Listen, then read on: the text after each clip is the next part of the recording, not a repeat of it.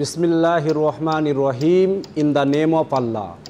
সর্বপ্রথমে আমি all India ইমাম অ্যাসোসিয়েশনের পক্ষ থেকে রাজ্যের সমস্ত মানুষকে আন্তরিক অভিনন্দন এবং মোবারকবাদ জানাচ্ছি। আমাদের কাছে অত্যন্ত আনন্দের এবং আমাদের কাছে অত্যন্ত খুশির যে আমরা এই ভারতবর্ষের মাটিতে হিন্দু মুসলিম সমস্ত ধর্মের মানুষ মিলেমিশে আছি। এটা ভারতবর্ষের ঐতিহ্য, ভারতবর্ষের সংস্কৃতি।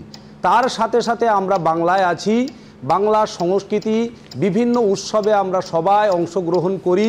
আজকের আমাদের যেটা হাদিস শরীফ, আমাদের নবী বাণী আমরা বলি, আমাদের মহানবী বলেছেন যে যদি কোনো ব্যক্তি স্রষ্টার সন্তুষ্টি অর্জনের জন্য একটি মসজিদ গৃহ নির্মাণ করে, মহান স্রষ্টা তার জন্য জান্নাতের মধ্যে একটা ঘর তৈরি করবে।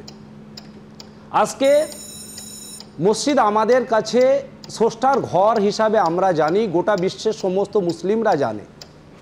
বাবরি মসজিদ আমাদের কাছে যেটা বাবর তৈরি করেছিল, বাবরি মসজিদ যতটা আমাদের কাছে গুরুত্ব বাবরের নামে, তার থেকেও বেশি গুরুত্বপূর্ণ হচ্ছে মসজিদে মোহাম্মদ, মানে আমাদের প্রফেক্টের নামে যদি কেউ মসজিদ করে।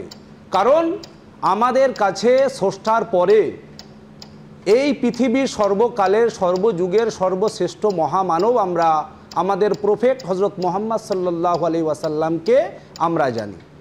আমরা যারা ভারতবর্ষে জন্মগ্রহণ করেছি, আমরা যেমন নিজ ধর্মে আস্থাশীল, পরধর্মে শ্রদ্ধাশীল। আমরা নিজ ধর্মে আমরা বিশ্বাসী, নিজ ধর্মকে আমরা যেমন মানি, পরধর্মকে আমরা শ্রদ্ধা জানাই। আমি অল ইন্ডিয়া ইমাম অ্যাসোসিয়েশনের পক্ষ থেকে একটা কথা বলতে পারি, বাবরি মসজিদ যেটা আমাদের উত্তরপ্রদেশে ছিল সেটা একটা বিতর্কিত বিষয়। মহামান্য সুপ্রিম কোর্ট যে অর্ডার দিয়েছিল, সেই অর্ডারের পরিপ্রেক্ষিতে এটা একটা অত্যন্ত সেন্সিটিভ ইস্যু। আমি এই বিষয় নিয়ে যে মসজিদ আমাদের পশ্চিমবঙ্গে আমাদের মাননীয় বিধায়ক হুমায়ুন কবির সাহেব তৈরি করতে যাচ্ছেন আগামী 6ই ডিসেম্বর, আমি বলবো যে এটা তার ব্যক্তিগত ব্যাপার।